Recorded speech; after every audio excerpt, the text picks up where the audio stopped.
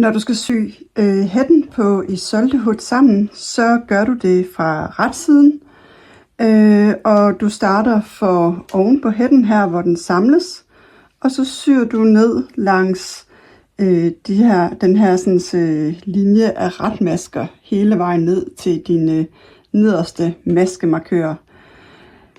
Vi syr madrasting, men vi bruger de maskelykker, der sidder lige herinde op til, hele vejen ned i begge sider. Så dem, der sidder her, man kan se, der er en maske, der vender nedad her, en, der vender opad her, en, der vender nedad her, og så kommer der en, der vender opad her, og den, altså den, der sidder tættest ind på den her sådan, retlinje. Og det samme på den anden side. Så er vi lige her. Vi kan se en maske, der vender opad her, en maske, der vender nedad, en maske, der vender opad, og en, der vender nedad her.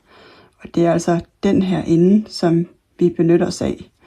Når vi bruger de her, så ender vi med at få en sammensyning, hvor de her to retriller, ligger sig helt tæt op ad hinanden, så vi får en pæn kant på hætten og en pæn afslutning. Jeg klipper et stykke garn på cirka en lille halv meter og tråder den med en stoppenål eller en uldnål, alt efter hvad du er til. Og jeg bruger kun en enkelt tråd. Jeg bruger ikke begge tråde, fordi den ikke er at se.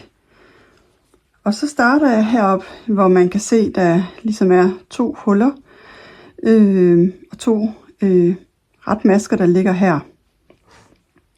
Og jeg starter her for oven, sådan at jeg får startet på midten.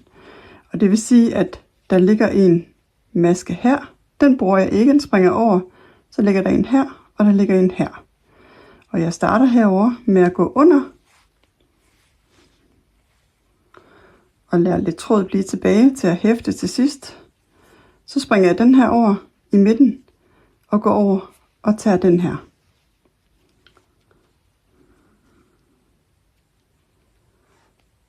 Så går jeg tilbage herover og tager den næste.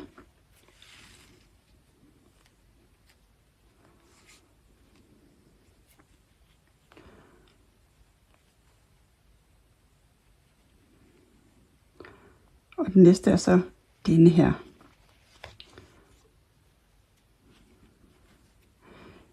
Jeg strammer lidt til, når jeg kan her, men ellers så strammer jeg lidt til, men uden at sådan stramme for meget og gøre det for kompakt, hvis man kan sige det sådan.